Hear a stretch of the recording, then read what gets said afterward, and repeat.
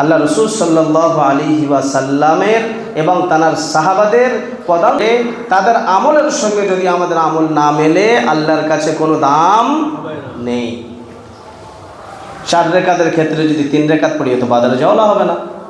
তাহলে বোঝা গেল আল্লাহ পাক রব্বুল ইজ্জাত যেমন নির্দেশ দিয়েছেন, রাসূল করিম সাল্লাল্লাহু আলাইহি ওয়াসাল্লাম যেমন আমাদেরকে শিখিয়েছেন, ঠিক তেমনভাবে চলতে হবে।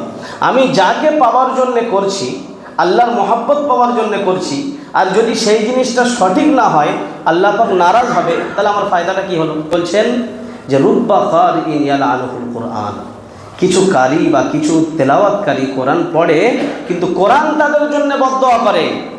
বোঝা গেল কোরআন পড়ার মতো সে পড়ে না, কোরআনকে সে নিজের মতো পড়ে। তাহলে ভালো কাজ যদি রসুলের তরিকা অনুযায়ী না হয়, আমার আপনার ওই আমল আল্লাহর কাছে কবুল হবে না। আপনার কারিগরকে আপনি একটা স্যাম্পল দিলেন, উল্টে স্যাম্পল করে আপনার কাছে জমা দিচ্ছে, আপনি সামান্য ওই মালটা কি নেবেন?